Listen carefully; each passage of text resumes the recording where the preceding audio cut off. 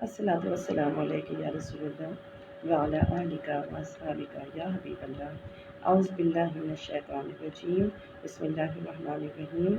آج اللہ تعالیٰ کے فضل و کرم سے اور نبی کریم صلی اللہ علیہ وآلہ وسلم کے نعرہ نفات کے تصدق سے آج ہم پارہ نمبر 23 اور 24 انشاءاللہ کریں گے۔ اللہ تعالیٰ اس میں کامیابی عطا فرمائے اور حق بات کہنے کی توفیق عطا فرمائے، آمین۔ آیت نمبر 22 ہے جو 23ویں سپارے کی پہلی آیت ہے سورہ یاسین، اس میں کنٹینیو ہے۔ پیچھے ہم نے ڈسکشن کیا تھا کہ اللہ تعالیٰ نے 2 رسولوں کو بھیجا، انطاکیہ کے رہنے والے وہ شہر کے باشندے تھے اور وہاں بت پرستی عام تھی۔ وہاں پر وہ دونوں فرشتے آئے اور پھر اللہ تعالیٰ نے ایک اور فرشتے کو وہاں 2 رسول آئے اور انہوں نے جھٹلا دیا بستی والوں نے، تو اللہ تعالیٰ نے ایک اور رسول کو بھیجا اور انہوں نے کہا کہ تم تو صرف ہماری طرح کے ایک بشر ہو اور تم پہ کچھ نہیں اترا ہے، اور یہ کہہ کے انہوں نے ان کو جھٹلا دیا۔ اور اس کے بعد انہوں نے پلان کیا ان کو سنسار کرتے ہیں، اور ان کو سنسار کرنے کے لیے جب وہ کھڑے ہوئے تو ان کو کہا کہ تمہاری نحوست ہمارے تک آ پہنچی ہے اور ہماری بارشیں بند ہو گئی ہیں، ہمارے رزق ختم ہو گئے ہیں۔ تو پیغمبر نے کہا کہ ہم تو صرف اللہ تعالیٰ کی طرف کے بھیجے ہوئے پیغام سنانے کے لیے آئے ہیں، اور جو تو تمہاری نحوست ہے، تمہاری اپنے اعمال کی وجہ سے جو تم کفر کرتے ہو۔ اور بہرحال انہوں نے ان کو سنسار کرنے کے لیے جب شروعات کی تو شہر کے کنارے سے ایک شخص دوڑا ہوا آیا جو در حقیقت ایمان لا چکا تھا، لیکن اس نے ڈسکلوز نہیں کیا تھا۔ آگے اسی کے ڈائلاگ چل رہے ہیں، وہ کہتا ہے کہ لوگوں تم ان پر ایمان لے آؤ، یہ پکے اور سچے ہدایت یافتہ لوگ ہیں۔ پھر آگے وہ کہتا ہے آیت نمبر 22 میں سورہ یہ جو 23واں پارہ ہے کہ میں کیوں نہ ان کے رب کی عبادت کروں، اسی نے مجھے پیدا کیا، میں ان پر ایمان لے آیا ہوں۔ آیت نمبر 25 میں آتا ہے کہ میں ان پر ایمان لے آیا ہوں تو مجھے غور سے سنو۔ اب بجائے اس کے کہ اسے غور سے سنتے، انہوں نے اس کو سب سے پہلے سنسار کیا، اس کو ٹکڑے ٹکڑے کر دیا لاش کو۔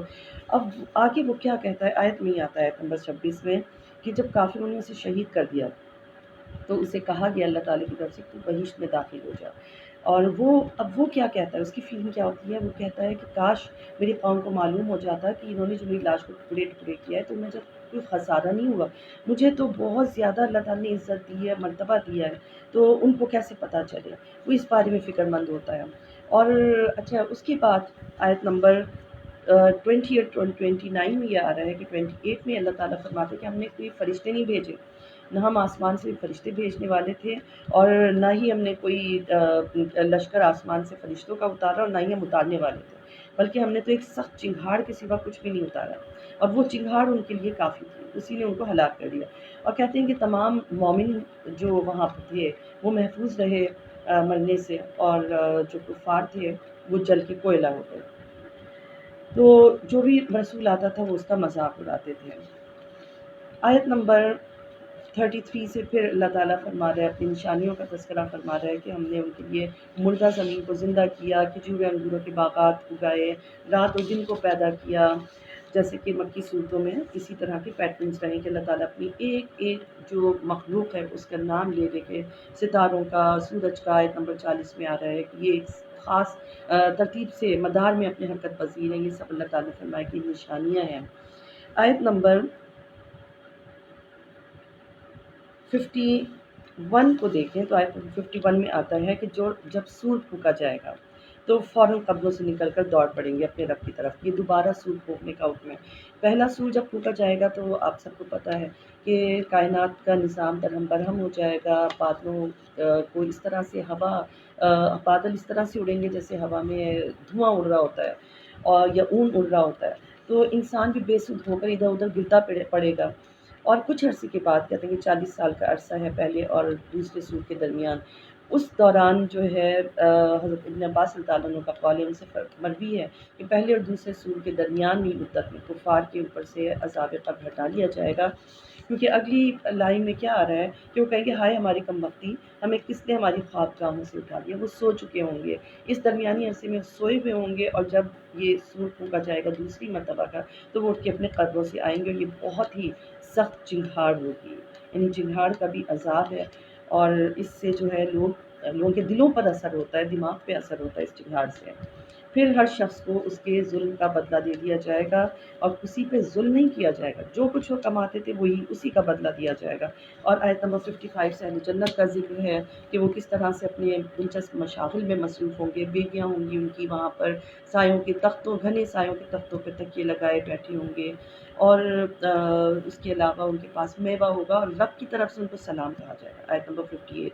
اور پھر مجرموں کو کہا جائے کہ نیکوں سے الگ ہو جائے، آیت نمبر 59 سے۔ اور پھر مجرموں کا ذکر آتا ہے آیت نمبر 68 میں، اللہ تعالیٰ فرماتے ہیں ہم جسے چاہتے ہیں طویل عمر دے دیتے ہیں، اور اسے پھر واپس ہم بچپن کی والی حالت میں لوٹا دیتے ہیں۔ طویل عمر کے بعد انسان کو بچپنا ٹائپ ایک ہو جاتا ہے، تو وہ اسی ٹائپ کا، وہ پھر اس میں وہ عقل شعور نہیں رہتا جو اس کی جوانی میں ہوتا ہے۔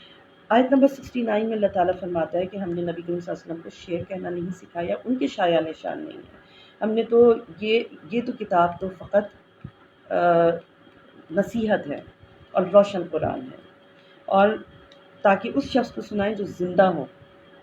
اب ظاہر ہے کہ زندوں کو ہی سنا رہے تھے، لیکن زندہ ہوں اور کافروں پر حجت ثابت ہو جائے، یعنی کافروں کو مردہ قرار دیا گیا ہے اور ایمان والوں کو زندہ قرار دیا گیا ہے۔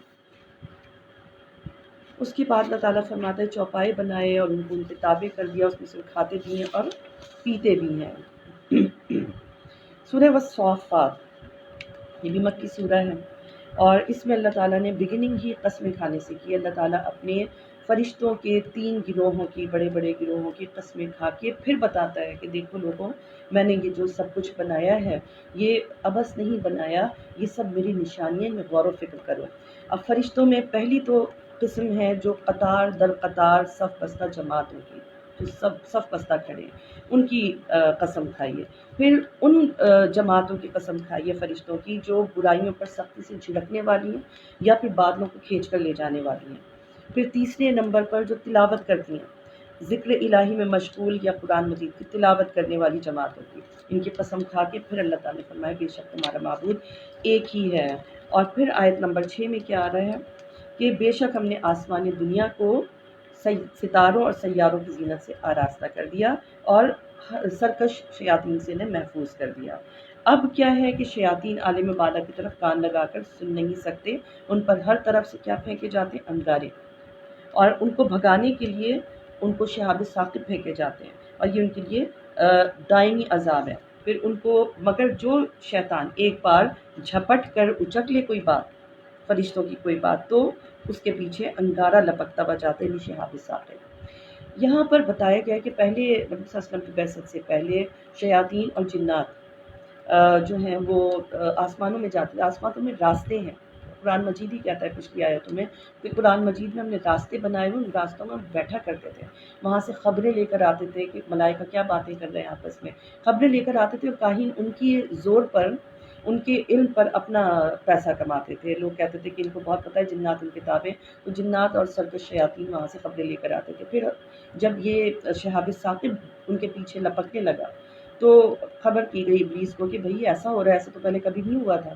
تو وہ کہتا ہے کہ بھئی پتہ لگاؤ کہ یہ کوئی واقعہ ضرور رونما ہوا ہے دنیا میں۔ تو پتہ چلتا ہے کہ نبی آخری زمان صلی اللہ علیہ وسلم تشریف لے آئے قریش میں۔ تو اس لیے پھر، اور عرب میں دستور تھا، کاہنوں سے پوچھا کرتے تھے، اور کاہنوں کے بارے میں مشہور تھا کہ غیب کا علم بتاتے ہیں، ان کو غیب کا بڑا علم ہے۔ یہ پیشہ ور کاہن ہوتے تھے، اور لوگ ان سے تجارت کا پوچھتے تھے، تجارت ہم یہ شروع کر رہے ہیں، صحیح ہے کہ نہیں، سفر شروع کر رہے ہیں، یہ ہمارے لیے صحیح ہے یا نہیں۔ اور کاہنوں کے متعلق مشہور یہ تھا کہ ان کے انڈر جنات ہیں اور وہ غیب کی خبریں دیتے ہیں۔ تو آقا علیہ السلام نے جب یہ فرمایا، آیت نمبر آپ دیکھیں 6 اور 7، یہ جو اللہ تعالیٰ یہاں پر فرمائے، بلکہ یہ اس کا ٹوٹل ہم اگر دیکھیں تو اس کا مطلب یہی بنتا ہے کہ جب آقا علیہ السلام نبوت کے درجے پر فائز ہوئے، انہوں نے کہا کہ مجھ پر وحی کی جاتی ہے، تو لوگوں نے کے ذہن میں یہی گیا کہ کاہن ہے۔ پھر آگے آتا ہے آیت نمبر 12 میں کہ تعجب کرتے ہیں، یعنی یہ مذاق اڑاتے ہیں آپ کا کہ یہ اور اپنی پیدائش بھی یہ غور نہیں کرتے کہ ہم نے ان کو تخلیق کیسے کیا، چپکنے والی گارے سے پیدا کیا۔ جب کوئی نشانی دیکھتے ہیں تو یہ تمسخر اڑاتے ہیں اور کہتے ہیں کھلا جادو ہے، اور جب ہم مر جائیں گے تو کیا دوبارہ پیدا کیے جائیں گے، بوسیدہ ہو جائیں گے، تو اور کیا ہمارے باپ دادا بھی اٹھائے جائیں گے؟ تو فرما دیجئے کہ ہاں، تم اٹھائے بھی جاؤ گے اور ذلیل و رسوا بھی ہوگے، آیت نمبر 17 میں۔ اور بس پھر کیا ہوگا کہ ایک سب جھڑک ہوگی اور سب اچانک دیکھنے میں لگ جائیں گے۔ اور یہ مکی صورتوں کا یہی پیٹرن ہے کہ اللہ تعالیٰ عذاب کا ذکر کرتا ہے، کافروں کو بتاتا ہے کہ تمہارا عذاب تمہارے لیے تیار کرا ہے۔ نمبر 37 میں ہے کہ وہ نہ مجنون ہے نہ شاعر بلکہ وہ حق لے کر آئے۔ ان کو کہتے کہ آیت نمبر 36 میں آتا ہے، کہتے تھے کہ ہم ایک دیوانے شاعر کی خاطر اپنے معبودوں کو چھوڑ دیں، تو اللہ تعالیٰ فرما رہا ہے کہ نہیں، وہ دیوانے نہیں، وہ شاعر نہیں، بلکہ وہ انہوں نے پچھلے پیغمبروں کی تصدیق بھی کی ہے اور تمہاری کتابوں میں بھی ان کا ذکر موجود ہے۔ آیت نمبر 41 میں ہے کہ جو برگزیدہ بندے ہیں ان کے لیے صبح و شام رزق اللہ تعالیٰ کی طرف سے فکس ہوا ہوا ہے جنت میں، اور ہر قسم کے میوے ہوں گے، ان کی بڑی تعظیم ہوگی، بڑی تکریم ہوگی، اور وہ تختوں پر مسند لگائے بیٹھے ہوں گے۔ آیت نمبر 50 میں ہے کہ وہ جنتی آپس میں متوجہ ہو کر ایک دوسرے کا حال احوال بھی پوچھیں گے، اور ان میں سے ایک کہنے والا کیا کہے گا؟ آیت نمبر 51 میں آتا ہے کہ ایک جنتی دوسرے سے کہے گا کہ میرا ایک ملنے والا تھا اور وہ آخرت کا منکر تھا، اس کی بات کریں گے جو آخرت کا منکر تھا۔ اور آیت نمبر 52 میں آتا ہے وہ کہتا تھا مجھے کہ کیا تم بھی ان چیزوں کی تصدیق کرتے ہو، آخرت کی تصدیق کرتے ہو، قرآن پاک کی تصدیق کرتے ہو، اور اس بات کی تم تصدیق کرتے ہو کہ جب ہم مر جائیں گے، مٹی مٹی ہو جائیں گے تو اٹھائے جائیں گے؟ پھر وہ جنتی کہے گا کہ جھانک کر تو دیکھو کہ وہ کہاں ہے، تو پھر وہ جھانکے گا اسے دوزخ میں۔ آیت نمبر 55 میں آتا ہے وہ دوزخ کے بالکل وسط میں پائے گا، پھر وہاں سے پکار کے کہے گا کہ خدا کی قسم تو مجھے بھی ہلاک کر دیتا، اور پھر اگر میرے رب کا احسان نہ ہوتا تو میں بھی تمہارے ساتھ عذاب چکھنے والوں میں موجود ہوتا۔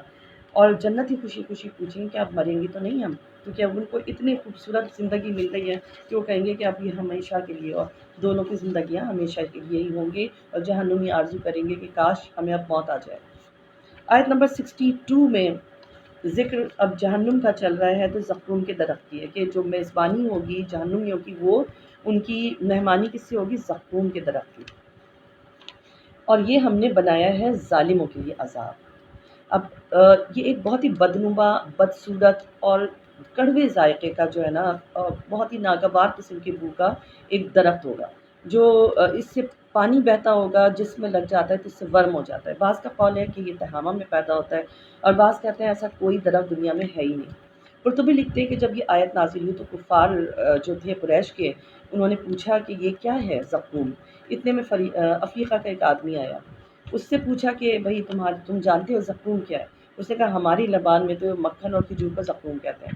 پھر انہوں نے مذاق اڑانا شروع کر دیا کہ کسی نے کہا کہ اللہ ہمارے گھروں میں زقوم کی کثرت کر دے۔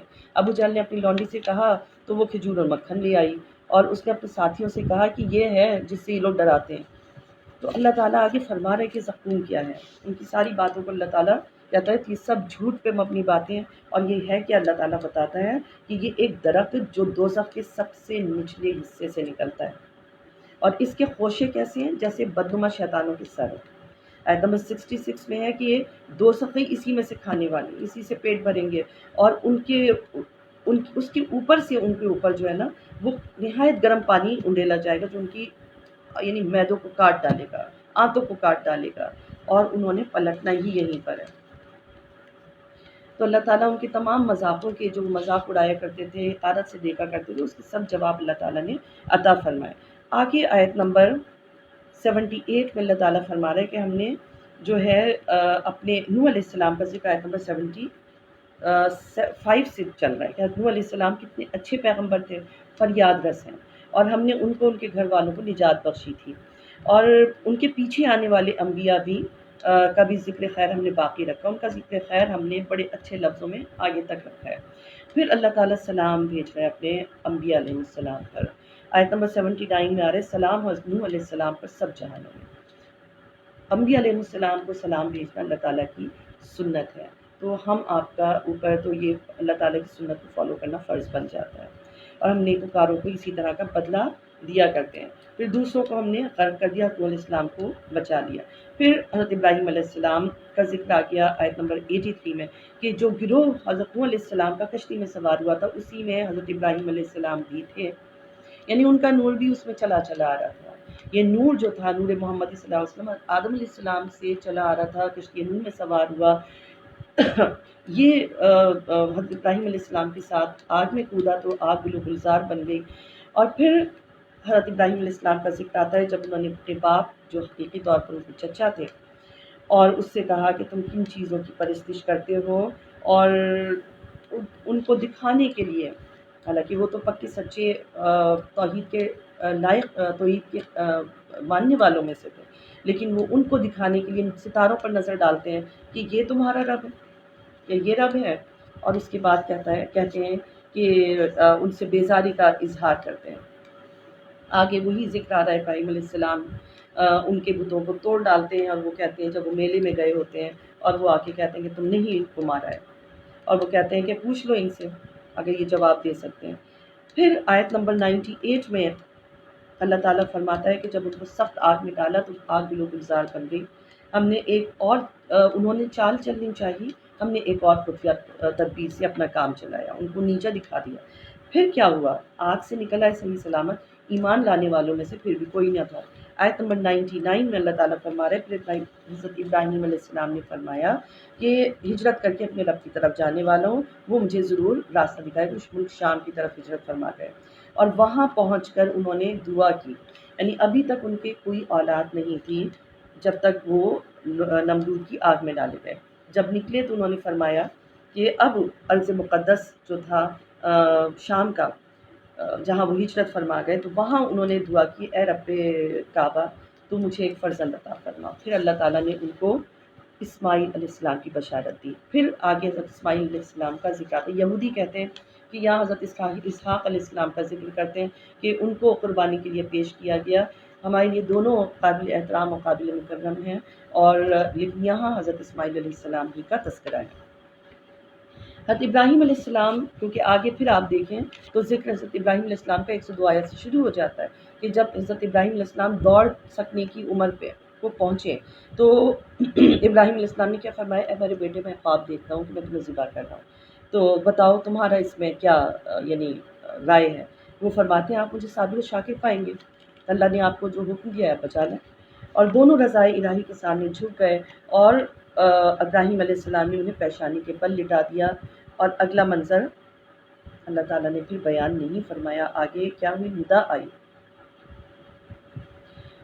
ندا کیا آئی کہ اے ابراہیم علیہ السلام تم نے واقعی اپنا خواب سچ کر دکھایا۔ خواب یہیں تک کا تھا کہ ذبح کرنے کے لیے چھری پھیر رہے ہیں، وہیں تک کا خواب اللہ تعالیٰ کا یہ ہو گیا پورا، اور انہوں نے تو یہی سوچ کے کیا تھا کہ اللہ تعالیٰ کی طرف سے آ گیا کہ قربان کر دینا ہے، ظاہر چھری چلے گی تو قربانی ہوگا، تو تم نے واقعی اپنا خواب سچ کر دکھایا، محسنوں کو ہم ایسے ہی صلہ دیا کرتے ہیں۔ ابراہیم علیہ السلام آتا ہے کہ یہ 13-14 سال کے ہو چکے تھے حضرت اسماعیل علیہ السلام، اور حضرت ابراہیم علیہ السلام اس وقت 86 ایئرس کے تھے، اور جب حضرت اسماعیل علیہ السلام کو لے کے چلے ہیں تو 100 سال کے تھے اس وقت، جب آپ 13-14 سال کے ہو چکے تھے۔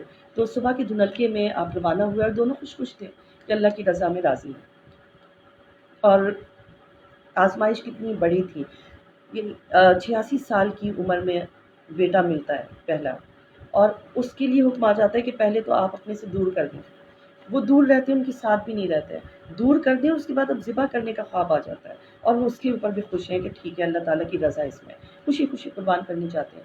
شیطان اب ملا جاتا ہے کہ میں کیا کروں، میرا تو وار ہی نہیں چل پا رہا، جلدی جلدی حضرت حاجرہ علیہ السلام کے پاس آتا ہے کہ ابراہیم علیہ السلام کہاں ہیں؟ وہ کہتے ہیں سیر کرانے گئے اسماعیل علیہ السلام کو، کہنے نہیں وہ تم جا کے تو دیکھو تو ذبح کرنے گئے، کہنے ایسا ہو ہی نہیں سکتا، وہ ان کو کیسے ذبح کریں گے، ان سے بہت محبت فرماتے ہیں۔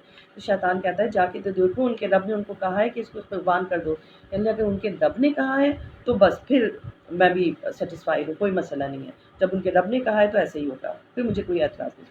شیطان وہاں ناکام ہو گیا، پھر گیا حضرت اسماعیل علیہ السلام کے پاس پہنچا، وہاں بھی ایسے ہی جواب ملا کہ اللہ کی مرضی ہے اور میں اللہ کی رضا میں راضی ہوں، کوئی مسئلہ نہیں۔ ابراہیم علیہ السلام کے پاس گیا کہ اتنے زیرک ہو، اتنے سمجھدار ہو، بچے کو ذبح کرنے جا رہے ہو، تمہارا نام لیوا تو کوئی رہے گا ہی نہیں، اور اللہ کو خوش کرنے کے تو اور بھی طریقے ہیں، کسی اور طریقے سے اللہ تعالیٰ کو خوش کرو۔ 3 مرتبہ اس نے اکسایا، اور تینوں مرتبہ حضرت ابراہیم علیہ السلام نے زمین سے پتھر اٹھا اس کو دے مارا۔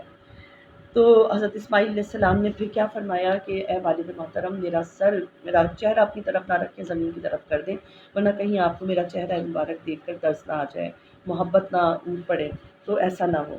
اور پھر آیت نمبر 107 میں آتا ہے کہ ہم نے جو قربانی قبول کی اور کیا کیا، ہم نے بہت بڑی قربانی کے ساتھ فدیہ ادا کر دیا، اس کا فدیہ ادا کر دیا۔ تو ہم نے اب ہم نے پیچھے آنے والوں میں اس کا ذکر خیر برقرار رکھا۔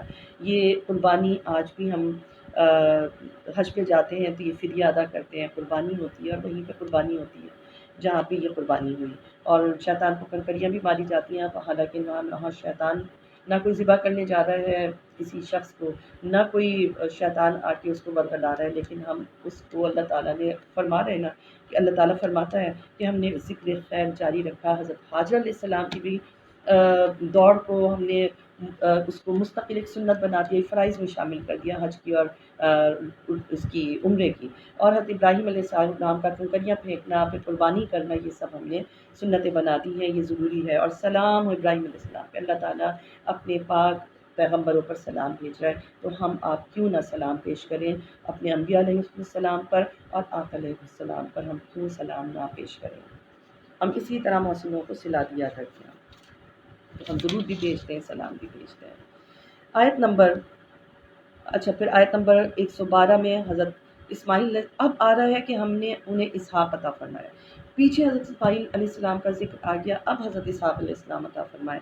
تو جو قربانی سے ریلیٹڈ تھا وہ اسماعیل علیہ السلام کے ساتھ تھا، اور اب حضرت اسحاق علیہ السلام تشریف لائے، اور وہ بھی نیکوکار ہیں۔ اللہ تعالیٰ فرماتا ہے آیت نمبر 13 میں۔ آیت نمبر 114 میں پھر حضرت موسیٰ اور ہارون علیہ السلام کا ذکر آتا ہے، اور وہ دونوں غالب ہو گئے۔ پھر حضرت 120 آیت میں آتا ہے کہ سلام ہو موسیٰ اور ہارون علیہ السلام پہ۔ دیکھتے جائیں اللہ تعالیٰ اپنے پیارے پیغمبر صلی اللہ علیہ وسلم پر بھی سلام، درود و سلام بھیجتا ہے، اور اپنے انبیاء علیہ السلام پر بھی سلام بھیجتا ہے۔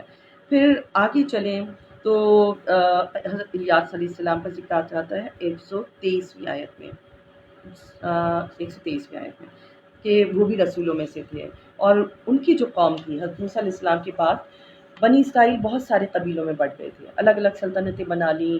ایک قبیلہ لبنان کے اس علاقے میں آباد ہوا جہاں اب تک اس کو بالبک کے کھنڈرات ملتے ہیں، وہاں پر انہوں نے بت پرستی شروع کر دی۔ سب سے بڑا بت جو تھا بال نامی تھا، اور اس کے لیے کہا جاتا ہے 20 گز لمبا سونے کا مجسمہ تھا جس کے 4 منہ تھے، اور اس کے مندر کے جو خدام تھے ان کی تعداد 400 تھی۔ یہاں حضرت الیاس علیہ السلام کو مبعوث کیا گیا، اور ان کی قوم نہیں مانی تو عذاب آیا اور نیست و نابود ہو گئے۔ آگے یہی ڈسکشن آیت نمبر 25 میں کہ تم بال نامی بت کو پوچھتے ہو، اور تم اللہ کو کیوں نہیں پوچھے، تو تمہارا بھی رب ہے اور تمہارے باپ دادا کا بھی رب تھا۔ انہوں نے جھٹلایا، اور پھر کیا ہوا، قوم بالبک نے ان کو جھٹلایا، اور وہ بھی عذاب جہنم میں حاضر کر دیے جائیں گے۔ پھر سلام ہو الیاس علیہ السلام پہ، 130 آیت پہ حضرت لوط علیہ السلام کا ذکر آ جاتا ہے کہ ہم نے ان کو بھی نجات بخشی، سوائے اس بڑھیا کے جو پیچھے رہ جانے والی تھی، دوسروں کو ہم نے ہلاک کر دیا۔ اور پھر اللہ تعالیٰ کیا فرماتا ہے کہ بے شک آیت نمبر 137، تم ان کی اجڑی ہوئی بستیوں کو صبح کے وقت گزرتے ہو، اوپر سے اہل مکہ شام جاتے تھے تجارت کے لیے تو اسی طرف سے گزرتے تھے، اب تو اس کو ایک پکنک ریزورٹ بنایا جا رہا ہے جہاں سے صلی اللہ علیہ وسلم نے منع فرمایا کہ یہاں سے تیزی سے گزر جاؤ، یہاں پر روتے ہوئے گزرو، تیزی سے گزر جاؤ، اور اللہ تعالیٰ سے پناہ مانگتے ہوئے گزرو۔ آج وہ پکنک ریزورٹ بن گیا ہے، اللہ تعالیٰ رحم کرے ہم لوگ کے اوپر۔ آیت نمبر 138 میں، یعنی ریاض الجنہ جانے کے لیے تو آپ پورا سال میں ایک دفعہ جائیں، لیکن وہاں پکنک ریزورٹ پہ عذاب والی جگہ پہ آپ جب چاہیں جائیں اور انجوائے کریں، باربیکیو کریں، تکے بنائیں، جو چاہیں کریں۔ آیت نمبر پھر آیت نمبر 139 میں حضرت یونس علیہ السلام کا ذکر آ جاتا ہے کہ حضرت یونس علیہ السلام بھی ان کا ذکر اب یہ آتا ہے کہ وہ بھی رسولوں میں سے تھے، اور جب وہ بھری ہوئی کشتی کی طرف دوڑ پڑے، اور جب وہ وہاں دوڑے تو وہ کشتی بھنور میں پھنس گئی، اور پھر پورا ڈالا گیا۔ یعنی جو اوتھینٹک اس میں قرآن پاک میں آ رہا ہے وہ یہی آ رہا ہے کہ وہ مغلوب ہو گئے، پورا ڈالا گیا، وہ مغلوب ہو گئے، انہی کا نام نکل آئے، اس لیے ان کو پھر وہ سمندر میں چلے گئے۔ مچھلی وہاں منہ کھولے کھڑی تھی اور اس نے ان کو نگل لیا، اور وہ تہ درتے مچھلی کے اندر 40 دن رہے، اور عرصے تک مچھلی کے پیٹ میں رہنے کی وجہ سے ان کا گوشت نرم پڑ گیا تھا، ناخن جھڑ گئے تھے، بال جھڑ گئے تھے، اٹھنے کی سکت نہیں رہی تھی، سخت بیمار تھے۔ تو اللہ تعالیٰ نے کیا فرمایا آیت نمبر 145 میں، پھر ہم نے ساحل یعنی کھلے میدان میں ان کو ڈال دیا، حالانکہ وہ بیمار تھے۔ کدو کی بیلدار درخت ان کے اوپر اگا دی، اس کا سایہ بھی ان کو پڑا اور وہ اس کے سائے میں لیٹے رہتے تھے۔ پھر اس کے چوڑے پتے تھے، کیڑے مکوڑوں سے بھی بچت تھی، مچھروں سے اور مکھی سے، اور قوت جب بحال ہوئی تو اللہ تعالیٰ نے فرمایا واپس اپنی قوم کی طرف جائیے۔ آیت نمبر 147 میں کہ 1,00,000 یا اس سے زیادہ افراد کی طرف بھیجا تھا انہیں، اور حضرت یونس علیہ السلام کی قوم پر عذاب نہیں آیا۔ جب انہوں نے آثار عذاب دیکھے آیت نمبر 148 میں تو وہ ایمان لے آئے، اور ایک وقت تک اللہ تعالیٰ نے ان کو اس کا فائدہ پہنچایا، پھر جب وقت آنا ہی تھا تب آیا۔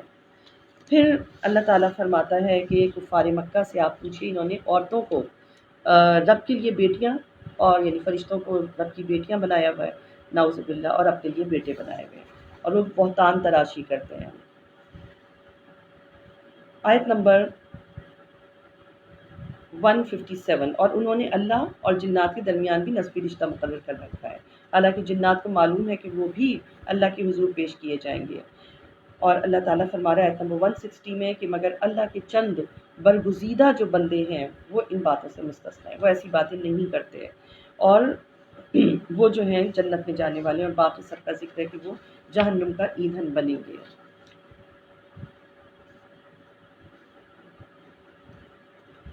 اس طرح سے اللہ تعالیٰ فرما رہا ہے کہ ہمارے جو برگزیدہ بندے ہیں، آیت نمبر 172 میں آ رہا ہے کہ وہی بے شک مدد یافتہ لوگ ہیں اور غالب ہونے والے ہیں۔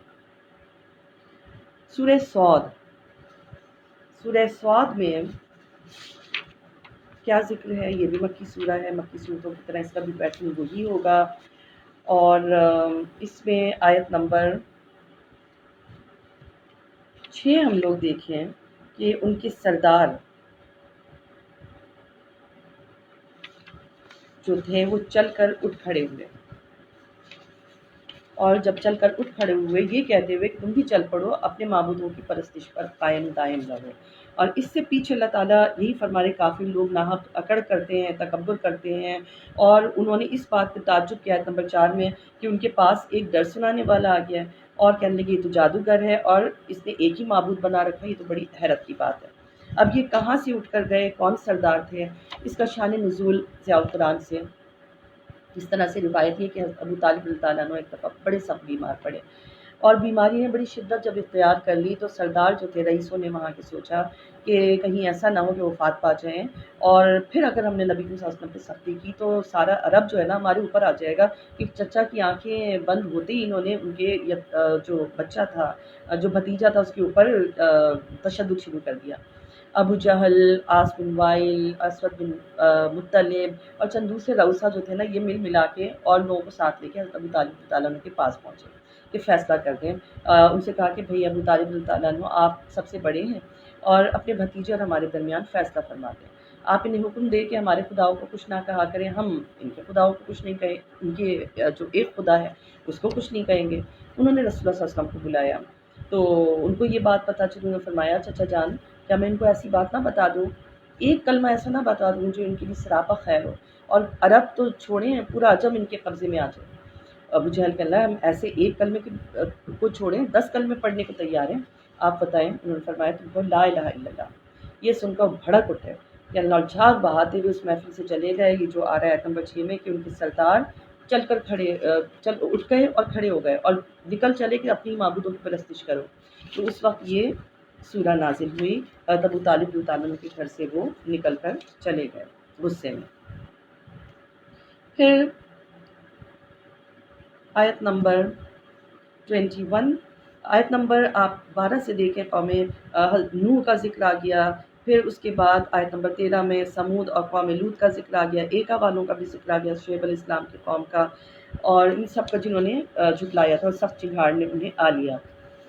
آیت نمبر 71 میں پھر اللہ تعالیٰ فرما رہا ہے کہ اے محبوب صلی اللہ علیہ وسلم آپ صبر جاری کیجئے جو کچھ یہ کہتے ہیں اس پر، اور حضرت داؤد علیہ السلام کا ذکر کیجئے، وہ بھی بڑے قوت والے تھے، ان کو ان کے پھر ذکر آ رہا ہے کہ ان کے ساتھ پہاڑ کو شتلانی کے ساتھ تسبیح پڑھتے تھے، اور پرندے جو تھے ان کے پاس جمع رہتے تھے، اور ہر ایک ان کی طرف اطاعت کے لیے رجوع کرنے والا تھا۔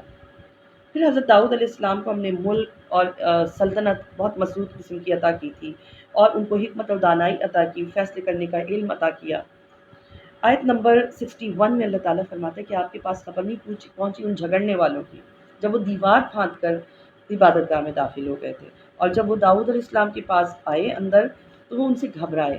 اور داؤد علیہ السلام جو تھے نا، ان کا معمول تھا کہ ایک دن آپ حکومت کے کاموں کے لیے کاروبار کو انجام دیتے تھے اور مقدمات جو تھے ان کو فیصلہ کرتے تھے، ایک روز اپنے گھر کے فرائض سر انجام دیتے تھے، اور تیسرا دن صرف عبادت کے لیے مخصوص کیا ہوا تھا۔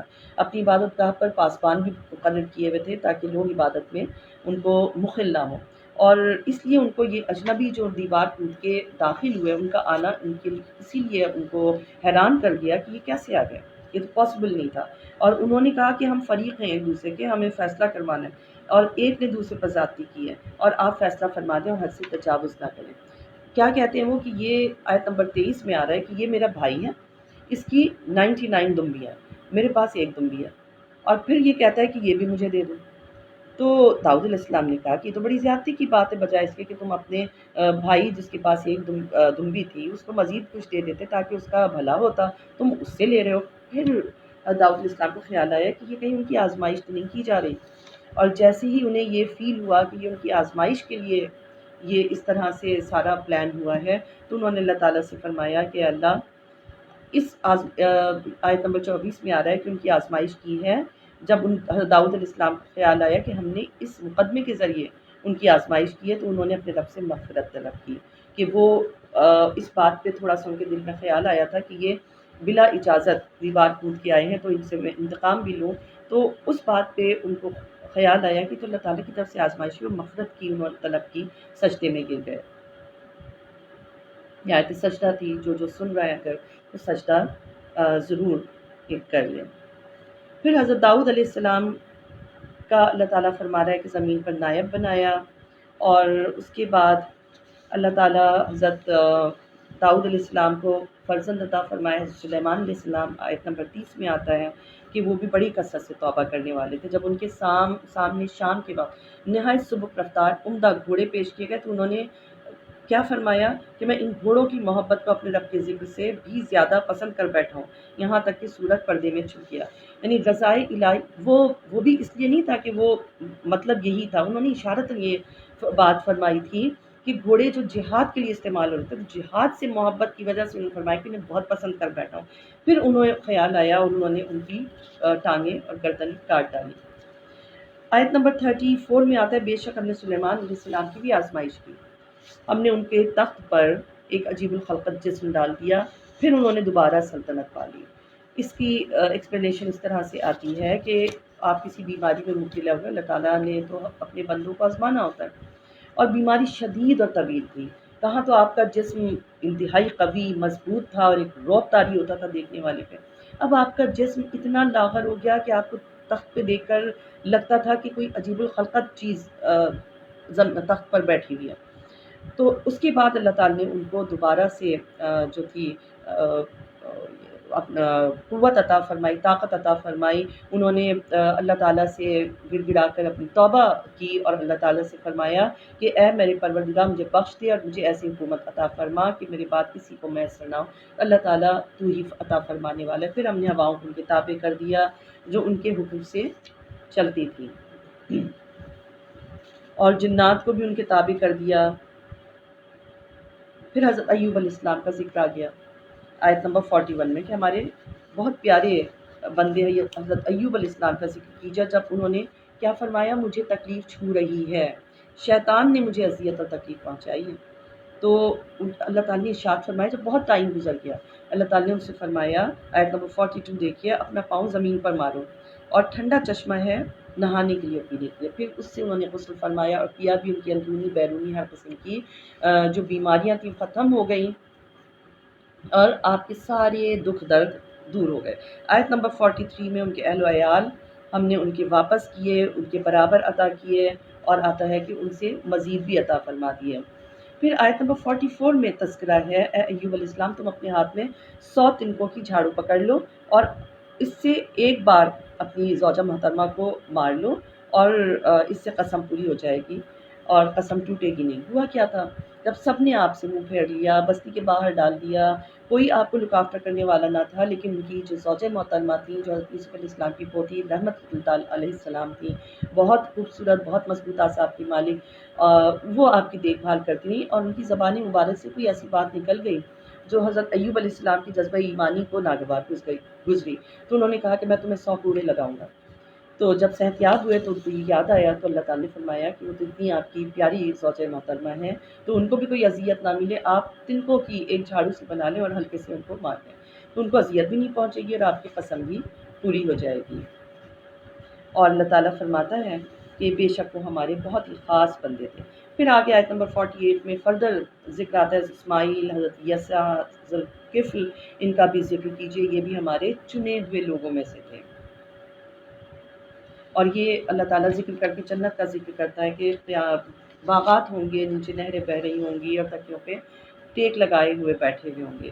آیت نمبر 69 69 میں آ جاتا ہے کہ مجھے تو عالم بالا کی جماعت کی کوئی خبر نہ تھی جب وہ بحث و تمہیز کر رہے تھے۔ اچھا، یعنی اللہ تعالیٰ فرما رہا ہے کہ بذریعہ از خود پتہ ہونے کی اس میں بات ہو رہی کہ از خود مجھے نہیں پتہ، جس طرح میرا رب مجھے بتاتا ہے اس طرح مجھے پتہ چلتا ہے۔ ضیاء القرآن میں لکھا ہوا ہے، معاذ بن جبل رضی اللہ تعالیٰ عنہ فرماتے ہیں، آقا علیہ السلام فجر کی نماز کے لیے سورج طلوع ہونے کے قریب تشریف لائے۔ نماز کے بعد انہوں نے فرمایا کہ اپنی صفوں پر ہی رہو، میں دیر سے آنے کی وجہ بتاتا ہوں۔ پھر فرمایا آج رات میں ذکر الہی میں جتنا ہو سکا کھڑا رہا، پھر نیند آ گئی، نماز میں گرانی محسوس ہوئی، دیکھتا ہوں کہ میرا رب اپنی بہت پیاری صورت میں تشریف لایا اور فرمایا یا محمد صلی اللہ علیہ وسلم۔ میں نے کہا لبیک یا ربی۔ پوچھا کہ آسمان کے فرشتے کس بات پہ جھگڑ رہے ہیں؟ میں نے عرض کیا کہ میں نہیں جانتا۔ بس اللہ تعالیٰ نے اپنی ہتھیلی میرے دونوں کانوں کے درمیان میں رکھی اور میں اس کی انگلیوں کی ٹھنڈک اپنے سینے میں محسوس کرنے لگا۔ اس کی برکت سے میرے لیے ہر چیز روشن ہو گئی، میں نے اس کو پہچان لیا، اور روایتوں میں ہے کہ جو کچھ زمین و آسمان کے درمیان میں تھا سب کچھ جان لیا۔ پھر اللہ تعالیٰ نے پوچھا کہ فرشتے کیوں جھگڑ رہے ہیں؟ میں نے فرمایا درجات اور کفارات میں۔ اللہ تعالیٰ نے پوچھا درجات کیا ہیں؟ میں نے کہا کھانا کھلانا، سلام پھیلانا، رات کے وقت جب سب سو رہے ہوں نماز پڑھنا۔ اور اللہ تعالیٰ نے فرمایا کہ کفارات کیا ہیں؟ فرمایا کہ تکلیف کی حالت میں پورا وضو کرنا، اور نماز سے فارغ ہو کر دوسری نماز کا انتظار کرنا، جماعت میں شرکت کے لیے چل کر جانا۔ اللہ نے فرمایا سچ فرمایا۔ پھر کہا مانگو کیا مانگتے ہو؟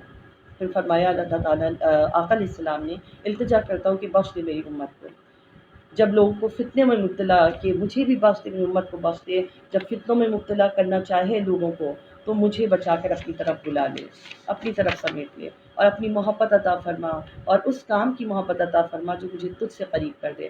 آپ صلی اللہ علیہ وسلم نے صحابہ کرام سے فرمایا کہ یہ دعا تم بھی سیکھو اور لوگوں کو بھی سکھاؤ۔ اب یہ والی جو آیت ہے جس میں بتا دیا گیا ہے کہ ان کو غیب کا علم اللہ نے عطا فرمایا، بے شک عالم الغیب اللہ تعالیٰ ہے، جس طرح سے چاہا وحی کے ذریعے، چاہا وحی کے ذریعے، ورنہ نبی صلی اللہ علیہ وسلم فرماتے ہیں، حدیث شریف میں ہے کہ اللہ تعالیٰ نے سب سے پہلا میرا نور بنایا، اور جب یہ لوح و قلم میرے سامنے بنا اور جب قلم حرکت کرتا تھا تو مجھے اس کے لکھنے کی آواز آتی تھی۔ جب آدم علیہ السلام روح اور مٹی کے درمیانی مراحل میں تھے تو اس وقت بھی میرا نور موجود تھا، اور جب غزوہ خندق ہوئی اور جو پتھر انہوں نے توڑا جو کسی سے نہیں ٹوٹ رہا تھا، تو انہوں نے 3 پریڈکشنز بتائیں، مبارکباد دی کہ مبارک کو شام فتح ہو گیا، کنجیاں دے دی گئیں، مبارک کو یمن فتح ہو گیا، اس کی کنجیاں دے دی گئیں، مبارک کو فارس فتح ہو گیا، اس کی کنجیاں دے دی گئیں۔ غیب کا علم کہاں کہاں تک ہے، تو لوگ اس کو دلیل بنا کے کہتے ہیں کہ ان کو تو کچھ خبر نہ تھی۔ تو ڈفرینٹ حالات میں ڈفرینٹ طریقے سے، ڈفرینٹ اسلوب سے بات چیت کی گئی ہے، تو ان کے غیب کے علم پہ کوئی اگر کوئی انگلی اٹھاتا ہے تو وہ اللہ تعالیٰ کی ہی قدرت پہ انگلی اٹھاتا ہے۔ اللہ تعالیٰ فرماتا ہے کہ میں نے ان کو غیب کا سارا علم عطا فرما دیا۔ یہاں بات یہ ہو رہا ہے کہ از خود مجھے نہیں پتہ، میرا اللہ مجھے جس طرح چاہتا ہے پتہ کروا دیتا ہے۔ پھر فرشتوں نے رب سے فرمایا، آپ کے رب نے فرشتوں سے فرمایا کہ میں گیلی مٹی سے پیکر بشریت پیدا کرنے والا ہوں، اور پھر جب میں آیت نمبر 72 میں آ رہا ہے کہ جب میں درست کر لوں اس کے ظاہر و باطن کو، نورا اپنی روح پھونک دوں، تب تم سجدے میں گرنا، یعنی اپنے نور کو اللہ تعالیٰ نے سجدہ کرایا تھا، اور حضرت آدم علیہ السلام کا اور ابلیس کا وہ سارا جو ہے وہ اس کا تذکرہ آ رہا ہے کہ اس نے نہیں کیا، اس نے موازنہ کیا کہ میں بہتر ہوں ان سے، مجھے آگ سے بنایا گیا ہے اور ان کو مٹی سے بنایا گیا، اس کو مردود قرار دے دیا گیا، اور پھر اس نے کہا میں گمراہ کرتا رہوں گا۔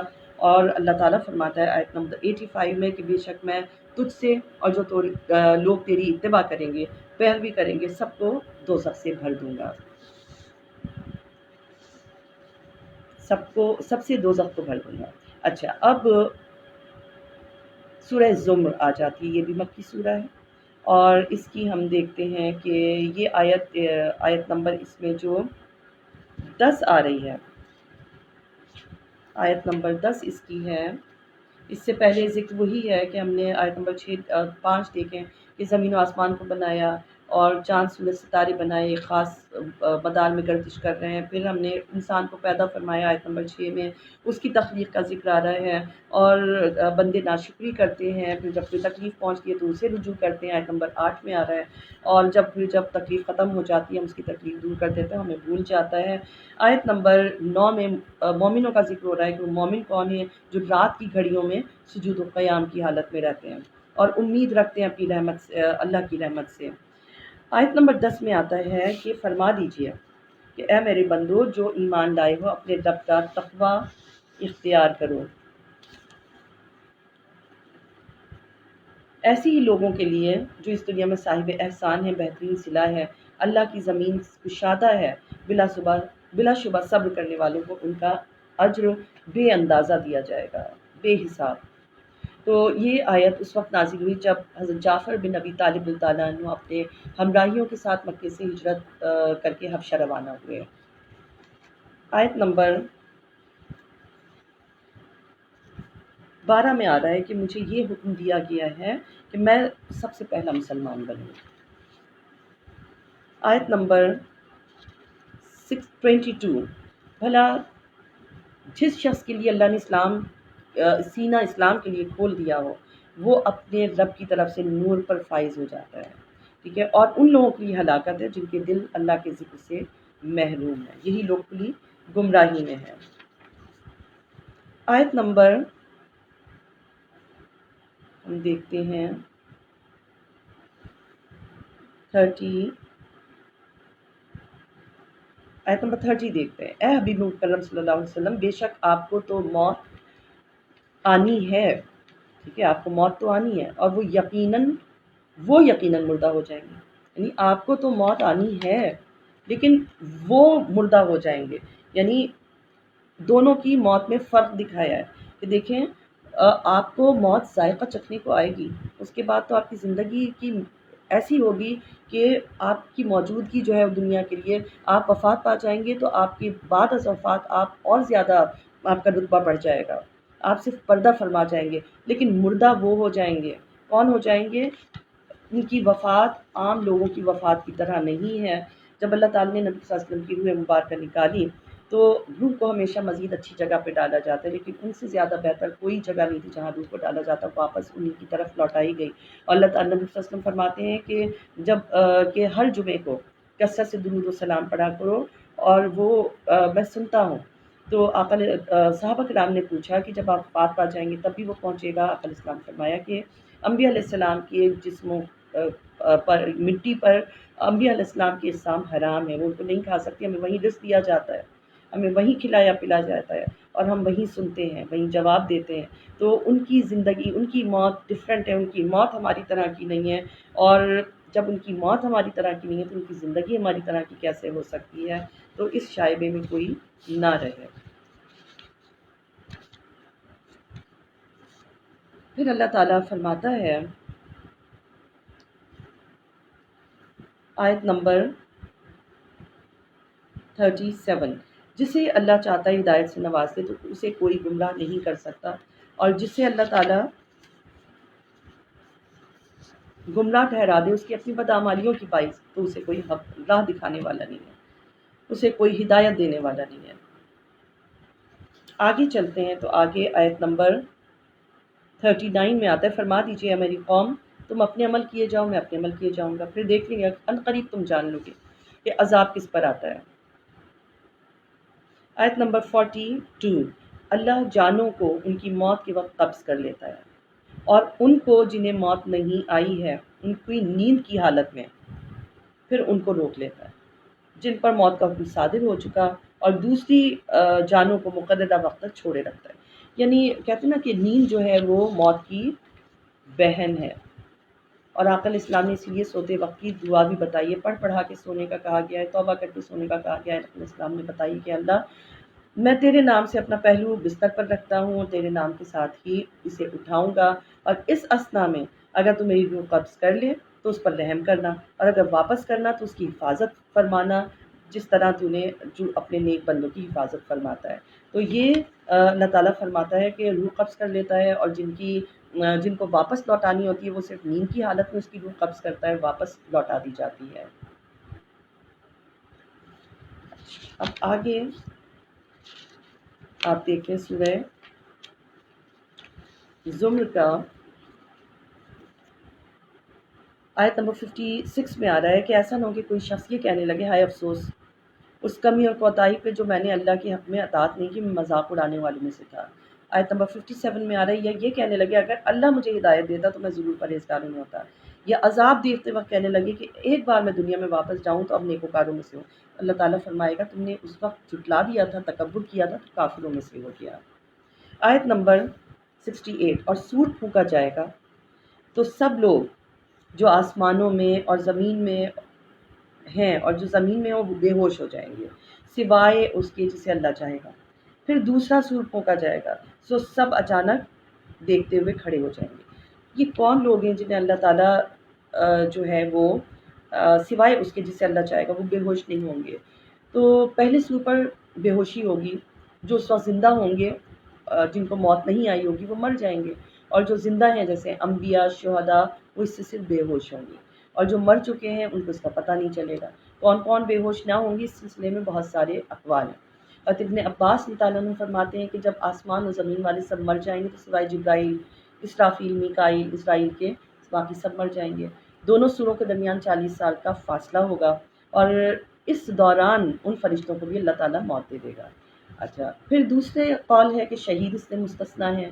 حدیث میں ہے کہ وہ شہداء تلواریں حمائل کیے گرد عرش جو ہیں حاضر ہوں گے، اور حضرت جابر رضی اللہ عنہ نے فرمایا کہ اس سے مراد موسیٰ علیہ السلام ہے، کیونکہ آپ کوہ طور پر بے ہوش کیے جا چکے ہیں، اور اس سے پہلے اس لیے آپ پہلے سور پر بے ہوش نہ ہوں گے۔ پھر کوئی کہتا ہے جنت کی حوریں اور عرش و کرسی کے رہنے والے۔ دہاق کا قول ہے کہ رضوان ہیں، حوریں ہیں، اور وہ فرشتے جہنم کے پر مامور ہیں، اور جہنم کے ساتھ بچھو ان کو نہیں بے ہوش کیا جائے گا۔ تو اس سے باقی اللہ تعالیٰ بہتر جانتا ہے۔ اور آیت نمبر 69 میں آ رہا ہے کہ زمین اپنے رب کے نور سے چمک اٹھے گی۔ یہ محشر کے دن کا ذکر ہے کہ زمین اپنے رب کے نور سے چمکے گی۔ یہ بنوری ربہا، اپنے رب کے نور سے چمکے گی۔ یہ والی زمین نہیں ہوگی، اس دن جیسی زمین ہوگی جو ہموار ہوگی، بالکل ہموار۔ اور اس دن یعنی یہ نور چاند اور سورج کا نور نہیں ہے، یہ اللہ تعالیٰ کا اپنا نور ہے، اور ہر ایک کے نامہ اعمال کی کتاب رکھ دی جائے گی، انبیاء کو اور گواہوں کو لایا جائے گا، اور لوگوں کے درمیان فیصلہ کر دیا جائے گا۔ انبیاء کو اور گواہوں کو اللہ تعالیٰ فرما رہے ہیں کہ ہم لے کر آئیں گے اور پھر فیصلہ فرمائیں گے، اور انبیاء اور گواہ جو ہیں وہ ظاہر گواہ وہی ہوں گے جو دیکھ رہے ہوں گے، اور کسی بھی وقت غافل نہیں ہوں گے، انبیاء بھی اور جو بھی گواہ مزید ہوں گے، اور ہر شخص کو اس کے اعمال کا پورا پورا بدلہ دیا جائے گا۔ اور جو دوزخ میں جانے والے ہوں گے وہ دوزخ میں چلے جائیں گے، اور جو جنت میں جانے والے ہوں گے وہ اچھا۔ آیت نمبر 71 میں آتا ہے کہ دوزخیوں سے جو ہے وہاں کے فرشتے کیا پوچھیں گے، کہ تمہارے پاس کوئی رسول نہیں آیا تھا ڈر سنانے، یا تم اس پیشی سے ڈرتے نہیں تھے؟ کہیں گے کہ ہاں ایسا ہی ہے، ہاں آئے تو تھے سنانے لیکن بس ہماری بدبختی تھی۔ آیت نمبر 75 میں دیکھیں کہ اے حبیب صلی اللہ علیہ وسلم آپ فرشتوں کو عرش کے ارد گرد حلقہ باندھے ہوئے دیکھیں گے، جو اپنے رب کے حمد کے ساتھ تسبیح کرتے ہوں گے، اور سب لوگوں کے درمیان فیصلہ کر دیا جائے گا۔ سورہ مومن جس کو سورہ غافر بھی کہا جاتا ہے، جیسا کہ نام سے ہی ظاہر ہے مؤمن ہے تو مومنین کا ذکر ہے. مکی سورہ ہے اور حامیم کی جو صورتیں وہ یہاں سے شروع ہو جاتی ہیں. یہ 7 حامیم والی صورتیں ہیں اور یہ ہجرت سے کچھ پہلے جو ہیں یہ ایک دوسرے کے قریب کے زمانوں میں نازل ہوئی ہیں. اللہ تعالیٰ فرماتا ہے کہ اس کتاب کا اتارا جانا ہماری طرف سے ہے جو غالب ہے اور خوب جاننے والا ہے، توبہ قبول کرنے والا ہے. ان آیتوں میں کوئی جھگڑا نہیں کرتا سوائے ان کے جو کافر ہیں.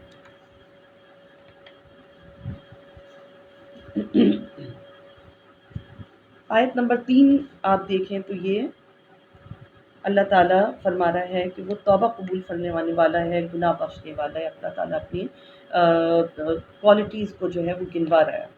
اللہ تعالیٰ کی صفات کا اس میں اظہار ہو رہا ہے. حدیث شریف میں کیا آتا ہے کہ جب میں نے کائنات کو پیدا کیا تو عرش پر موٹا موٹا لکھ دیا رحمتی وسعت کل شیء، کہ میری رحمت ہر شے پر حاوی ہے.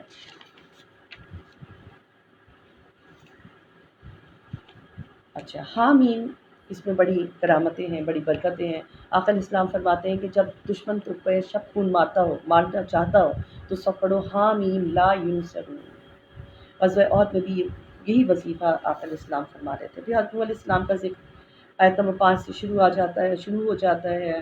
پھر حاملین عرش جو فرشتے ہیں آیت نمبر 7 میں ان کا ذکر آتا ہے کہ وہ عرش کو اٹھائے ہوئے ہیں اور تسبیح کرتے رہتے ہیں اور اہل ایمان کے لیے دعائے مغفرت بھی کرتے ہیں.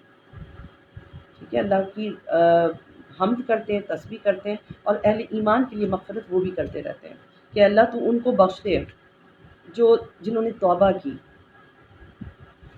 اور ان کو جنت میں داخل فرما. یہ سارا کا سارا یہ جو ملائکہ ہیں حاملین عرش، یہ جو ہیں یہ نیک وکاروں کے لیے یہ دعائیں کرتے ہیں وہاں پر. آیت نمبر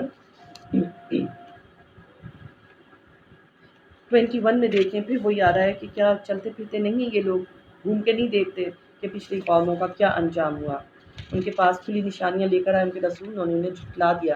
پھر نوح علیہ السلام کا ذکر پیچھے آ گیا، موسیٰ علیہ السلام کا ذکر آ گیا اور پھر فرعون، حامان اور قارون کا تذکرہ آ گیا کہ انہوں نے ان کو جھٹلایا. اور آیت نمبر 27 کیا آ رہا ہے کہ موسیٰ علیہ السلام نے فرمایا اے کہ میں اپنے رب اور تمہارے رب کی پناہ لے چکا ہوں ہر متکبر شخص سے جو یوم حساب پر ایمان نہیں رکھتا. اور پھر ملت فرعون میں سے ایک شخص جو ایمان چھپائے ہوئے تھا اس نے کہا کہ تم اس شخص کو صرف اسی لیے قتل کرتے ہو کہ یہ ایک لب پر ایمان لے آیا. وہ قوم فرعون کا ایک شخص تھا جو ایمان لایا ہوا تھا لیکن اس نے چھپایا ہوا تھا. تو اس نے جو ہے ان کو ڈیفینڈ کرنا چاہا کہ بھئی اگر وہ جھوٹ بول رہے ہیں تو ٹھیک ہے، اس کا جھوٹ انہیں کے اوپر ہوگا، تم پر تو نہیں ہے نا، تو تم ان کو چھوڑ دو. تو آگے آیت نمبر 69 میں آ رہا ہے کہ اللہ تعالیٰ فرماتا ہے کہ حضرت ان کو اے میری قوم، حضرت موسیٰ علیہ السلام سے کہہ رہا ہے کہ حضرت موسیٰ علیہ السلام فرما رہے ہیں کہ آج تمہاری حکومت ہے، تم اس سرزمین مصر پر اقتدار پر ہو اور پھر کون ہمیں اللہ کے عذاب سے بچا سکتا ہے اگر عذاب آ جائے. یہ جو ہے حد سے تجاوز کرنے والوں کا آ رہا ہے. یہ فرعون کہہ رہا ہے کہ میری قوم آج تمہاری حکومت ہے تو تم جو ہو سب مصر پر اقتدار میں رہو، ہمیں کون اللہ کے عذاب سے بچا سکتا ہے؟ پھر ہمیں کون اللہ کے عذاب سے بچا سکتا ہے اگر وہ عذاب ہمارے پاس آ جائے؟ فرعون نے کہا کہ میں تو فقط وہی بات سمجھاتا ہوں جسے میں خود صحیح سمجھتا ہوں کہ ہم اس وقت اقتدار پر ہیں. اور جو شخص ایمان لا چکا تھا اس نے کہا کہ اے میری قوم، تم پر بھی میں عذاب کا خوف رکھتا ہوں. قوم نوح، قوم عاد، قوم ثمود سب کا ذکر اللہ تعالیٰ فرماتا ہے. اور آگے پھر آیت نمبر 34 میں آتا ہے کہ اور بے شک تمہارے پاس سے پہلے یوسف علیہ السلام اہل مصر کے پاس آئے واضح نشانیوں کے ساتھ اور تم ان میں بھی شک پہ پڑے، یہاں تک کہ جب وفات پا گئے تو اب اللہ، تم یہ کہتے تھے کہ اب اللہ کسی کو نہیں بھیجے گا، بس اب کوئی بھی نہیں آئے گا، بس یہ آ کے چلے گئے، تو تم جھگڑا کرتے تھے. اور آیت نمبر 36 میں آ رہا ہے فرعون نے کہا اے حامان، تم ایسا کرو میرے لیے ایک بہت اونچا محل بنا دو اور یعنی آسمانوں کے راستوں پر، پھر میں حضرت موسیٰ علیہ السلام کے خدا کو جھانک کر دیکھ سکوں. آیت نمبر 37 میں، اور میں تو انہیں جھوٹا ہی سمجھتا ہوں. تو اس طرح کی باتیں وہ کرنے لگا. پھر حضرت موسیٰ علیہ السلام کا پورا ذکر آ گیا۔ آگے آیت نمبر 48 میں دیکھیں، تکبر کرنے والے کیا کہیں گے کہ ہم سب اسی دوزخ میں پڑے ہیں، بے شک اللہ نے بندوں کے درمیان حتمی فیصلہ کر دیا ہے، اور وہ کہیں گے اے اللہ آگ کا عذاب ہلکا کر دے۔ دوزخ کے داروغوں سے کہیں گے کہ اپنے رب سے دعا کرو کہ یہ عذاب تھوڑا ہلکا ہو جائے۔ وہ کہیں گے کہ تمہارے پاس آئے نہیں تھے پیغمبر نشانیاں لے کر، تو تم نے خود ہی تو یہ اپنے اوپر ظلم کیا ہے، اب تم کس منہ سے کہتے ہو۔ آیت نمبر 55 میں اب حضرت موسیٰ علیہ السلام کا ذکر آ گیا، پھر آیت نمبر 55 میں آ رہا ہے کہ پس آپ صبر کیجئے، بے شک اللہ کا وعدہ حق ہے، اپنی امت کے گناہوں کی بخشش طلب کیجئے۔ ٹھیک ہے، تو اپنی امت کے گناہوں کے لیے بخشش، نبی صلی اللہ علیہ وسلم اور تمام پیغمبر معصوم عن الخطا ہیں۔ نبی کریم صلی اللہ علیہ وسلم اس کے باوجود صبح شام استغفار کیا کرتے تھے۔ ان سے پوچھا جاتا تھا کہ آپ کیوں استغفار کرتے ہیں؟ تم فرماتے تھے کیا تم مجھے نہیں چاہتی کہ اللہ کے مقرب بندوں میں میرا شمار ہو؟ تو انہوں نے یہ امت کی تعلیم کے لیے استغفار پڑھا، اور یہاں ان کو کہا جا رہا ہے کہ آپ امت کے گناہوں کی بخشش طلب کیجیے، اور وہاں امت کے لیے جو ہے وہ دعائیں مانگا کیجیے۔ یہاں مراد امت کے گناہ ہیں، نعوذ باللہ، نبی صلی اللہ علیہ وسلم کے کوئی گناہ ہے ہی نہیں۔ آیت نمبر 58 میں آ رہا ہے کہ اندھا اور بینا برابر نہیں ہو سکتے، وہی جو کافر ہیں ان کو اندھا کہا گیا ہے، اور جو ایمان والے ان کو بینا کہا گیا ہے، تم بہت ہی کم نصیحت قبول کرتے ہو۔ آیت نمبر 60 میں اللہ تعالیٰ فرما رہے ہیں تمہارے رب نے فرمایا ہے کہ تم لوگ مجھ سے دعا کیا کرو، میں ضرور قبول کروں گا، بے شک جو لوگ میری بندگی سے سرکشی کرتے ہیں ان قریب دوزخ میں ذلیل و خوار ہو کر داخل ہوں گے۔ اللہ تعالیٰ نے رات اور دن بنائی، پھر تم کہاں کس دوسرے معبودوں کے پیچھے گھومتے پھرتے ہو۔ زمین کو قرارگاہ بنایا، وہی زندہ ہے، آیت نمبر 65 میں، کہ اسی کی عبادت، وہی عبادت کے لائق ہے۔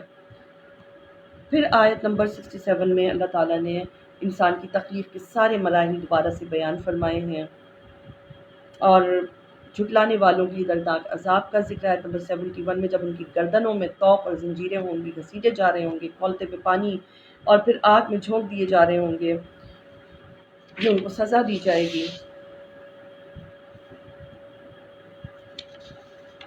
اچھا، اب سورہ حامیم سجدہ، دوسری حامیم والی سورہ آ گئی ہے، سورہ حامیم سجدہ آ گئی ہے۔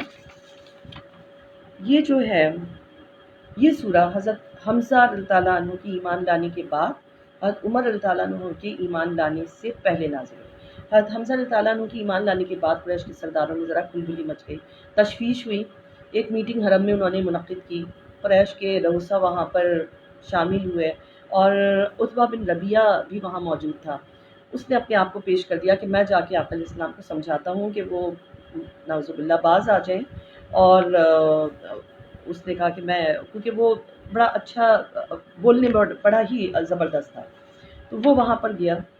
عتبہ نے وہاں پر جب گیا، اس نے لمبی چوڑی تقریر کی، اس نے بہت کچھ کہا کہ اللہ کہ اگر آپ کسی اچھی لڑکی سے شادی کرنا چاہتے ہیں تو میں آپ کی لائن لگا دوں گا دوشیزاؤں کہ آپ جن سے چاہیں شادیاں کریں، آپ اگر پیسہ چاہتے ہیں تو سونے چاندی کے پہاڑ کھڑے کر دیتے ہیں ہم آپ کے لیے، آپ کی آگے کی نسلیں بھی ان سے فیض پاتی رہیں گی، اتنا ہم آپ کو دے دیں گے۔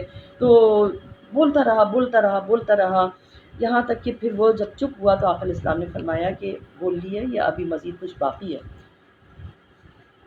تو آقا علیہ السلام نے پھر یہ آیت تلاوت کی۔ جب آیت نمبر 13 پہ پہنچے، آیت نمبر 13 ہے کہ پھر وہ اگر روگردانی کریں تو آپ فرما دیں کہ میں تمہیں اس خوفناک عذاب سے ڈراتا ہوں جو عاد اور سمود کی ہلاکت کا کے مانند ہوگا۔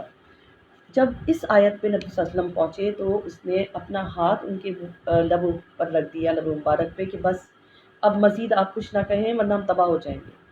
اور وہ واپس آیا، اور قریش والے جو تھے اس کے ساتھ کے سردار، وہ اس کا بے چینی سے انتظار کر رہے تھے، ان کے پاس نہیں گیا بلکہ وہ اپنے گھر چلا گیا۔ کافی دیر انتظار کیا انہوں نے، پھر ابو جہل جو تھا اس کے گھر گیا اور اس کو ڈانٹا کہ لگتا ہے کہ تم ان کے دسترخوان نے تمہارا بڑا دل موہ لیا ہے، اور ان کے پاس لذیذ کھانے ہیں، ان سے تم بڑے متاثر ہو گئے ہو، اور اگر تمہارے پاس نہیں ہے تو ہم تمہیں اچھے اچھے کھانے کھلا دیتے ہیں، تمہارے پاس پیسے نہیں ہیں تو ہم تمہیں چندہ جمع کر کے دے دیتے ہیں۔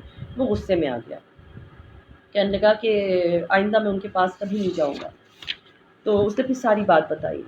اس نے کہا کہ بخدا میں قسم کھا کے کہتا ہوں وہ شاعر نہیں ہے، نہ ہی کہانی نگار ہے، بلکہ انہوں نے جو آیتیں پڑھنی شروع کی جب عاد اور سمود تک پہنچے تو میں نے ان سے رحم کا واسطہ دے کے ان کو چپ کرایا، اور تم جانتے ہو وہ جھوٹ نہیں بولتے، اور میں ڈر گیا کہ پس کہیں تم پر عذاب نازل نہ ہو جائے.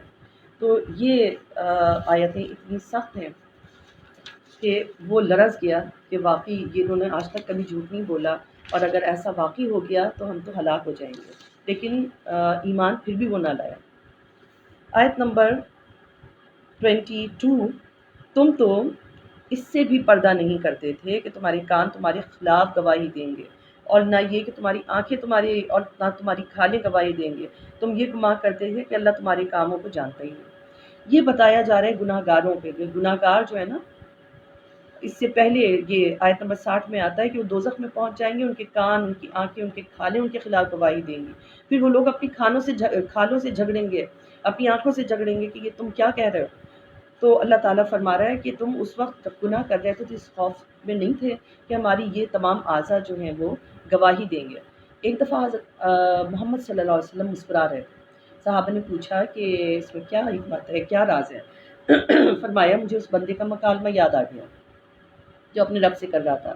قیامت کے دن اللہ ایک بندے کو بلا کر اس کے گناہ کے بارے میں پوچھے گا، تو وہ موٹے موٹے گناہوں کو چھوڑتا جائے گا، چھوٹے چھوٹے بتا دے گا. اللہ تعالیٰ اس کے منہ پر مہر لگا دے گا، اعضاء ساری بات بتا دیں گے. پھر جب منہ سے مہر ہٹے گی تو وہ اپنے اعضاء کو کہے گا تمہیں کیا ہو گیا ہے؟ تمہیں بچانے کے لیے تو میں سب کچھ کہہ رہا تھا تاکہ تمہیں عذاب نہ ملے. تو آقا علیہ السلام مسکرا پڑے کہ اپنے اعضاء کو بچانے کے لیے وہ اللہ تعالیٰ سے لڑ رہا ہوگا. اللہ تعالیٰ فرماتا ہے کہ ان کے اعمال، آیت نمبر 25 میں، کہ ہم نے ان کے ساتھ رہنے کے لیے شیاطین مقرر کر دی ہیں، اور وہ ان کے اعمال کو خوشنما کر کے دکھاتے ہیں جو ان کے آگے اور ان کے پیچھے تھے، اور ان کے اوپر فرمان عذاب ثابت ہو گیا. اور کافر لوگ کیا کہتے ہیں؟ آیت نمبر 26 میں آتا ہے کافر لوگ کہتے ہیں تم اس قرآن کو مت سنا کرو اور شور و غل مچایا کرو جب قرأت ہوتی ہے تاکہ تم غالب رہو. یہ ان کی بھول تھی، اور ہم کافروں کو ضرور مزہ چکھائیں گے عذاب کا. اور جو آیت نمبر 30 میں آتا ہے بے شک جن لوگوں نے کہا ہمارا رب اللہ ہے اور پھر اس پر قائم ہو گئے مضبوطی کے ساتھ، تو ان پر فرشتے اترتے ہیں کہ تم خوف نہ کرو، غم نہ کرو، تم جنت کی خوشیاں مناؤ جس کا تم سے وعدہ کیا جاتا تھا. ہم دنیا میں بھی تمہارے دوست ہیں، دنیا کی زندگی میں، آخرت میں بھی تمہارے دوست ہوں گے. وہاں ہر نعمت جو چاہو طلب کرنا. اور یہ کہ اللہ تعالیٰ فرماتا ہے آیت نمبر 33 میں کہ اس شخص سے زیادہ خوش گفتار کون ہو سکتا ہے جو اللہ کی طرف بلائے اور نیک عمل کرے. بے شک میں فرما برداروں میں سے ہوں، یعنی اللہ اور اس کے رسول صلی اللہ علیہ وسلم کے فرما برداروں میں سے ہوں. تو وہ شخص جو ان کی طرف بلائے گا وہ سب سے زیادہ بہترین ہے. آیت نمبر 34 میں ہے کہ اور نیکی اور بدی برابر نہیں ہو سکتی، اور برائی کو بہتر طریقے سے دور کیا. ایسا اگر تم برائی کو بہتر طریقے سے دور کرو گے تو ہو سکتا ہے کہ تمہارے اور جس شخص کے درمیان دشمنی تھی وہ دوستی میں بدل جائے، عداوتی کوئی نہ رہے. اور یہ خوبی آیت نمبر 35 میں آ رہا ہے صرف ان لوگوں کو ہی عطا کی جاتی ہے جو صبر کرتے ہیں اور وہ بڑے نصیب والے ہوتے ہیں. اور آیت نمبر 36 میں اللہ تعالیٰ فرما رہا ہے کہ اگر مومن کو شیطان کی وسوسے اندازی سے کوئی تکلیف ہو، کوئی وسوسہ آ جائے اس کی وسوسے کی وجہ سے، تو شیطان وہ پناہ مانگ لیا کرے اللہ تعالیٰ کی. پھر اللہ تعالیٰ دن رات اور چاند ستاروں کا ذکر فرماتا ہے، اور اللہ تعالیٰ فرماتا ہے آیت نمبر 38 میں پھر اگر وہ تکبر کریں تو آپ ان کی پرواہ ہرگز نہ کریں. وہ جو دن رات فرشتے ہیں وہ رب کے حضور میں ہیں اور رات دن اس کی تسبیح کرتے رہتے ہیں. اور اللہ تعالیٰ اپنی نشانیوں کا پھر ذکر فرماتا ہے. آیت نمبر 44 میں آتا ہے کہ اگر ہم اس کتاب کو عجمی زبان کا قرآن بنا دیتے تو یہ کیا کہتے؟ یہ کہتے کہ یہ واضح طور پر کیوں نہیں اتاری گئی، یہ کتاب عجمی ہے اور رسول عربی ہے. تو ہم نے قرآن بھی جو ہے نا عرب ہی کی زبان پہ اتارا ہے اور آپ کو بھی عربوں میں سے ہی منتخب کیا ہے. تو اس میں ہدایت بھی ہے، ایمان والوں کے لیے ہدایت ہے. کلیئر لکھ دیا گیا ہے کہ قرآن میں ایمان والوں کی ہدایت بھی ہے، شفا بھی ہے. تو جو لوگ ایمان نہیں رکھتے ان کے کانوں میں بہرے پن کا بوجھ ہے اور وہ ان کے حق میں نابینا پن ہے. یعنی وہ سمجھے نابینا ہیں، بہرے ہیں، اندھے ہیں، اور اللہ تعالیٰ فرما رہا ہے کہ اگر ہم عربک زبان میں اتاری تو کوئی حجت ہی نہیں رہی نا، ان کو سمجھ میں بھی آئی، اعجمی میں ہوتی تو ان کو سمجھ بھی نہ آتی، تو وہ پھر شک میں پڑتے ہیں۔ پھر اللہ تعالیٰ موسیٰ علیہ السلام کا ذکر فرما رہا ہے کہ جب انہیں کتاب دی گئی اور تو اس میں اختلاف کیا گیا، اور اگر آپ کے رب کی طرف سے پہلے ہی فرمان ثابت نہ ہو چکا ہوتا تو کیا ہوتا؟ ان کے درمیان فیصلہ کر دیا جاتا۔ بے شک وہ اس قرآن کے بارے میں دھوکہ دینے میں شک میں مبتلا ہے، اور جس نے نیک عمل کیا تو اپنے لیے ہی کیا، اور گناہ کیا تو وہ بھی اپنے لیے ہی کیا۔ آج ہم اس کو یہاں پر ختم کرتے ہیں۔ وما علینا الا البلاغ المبین۔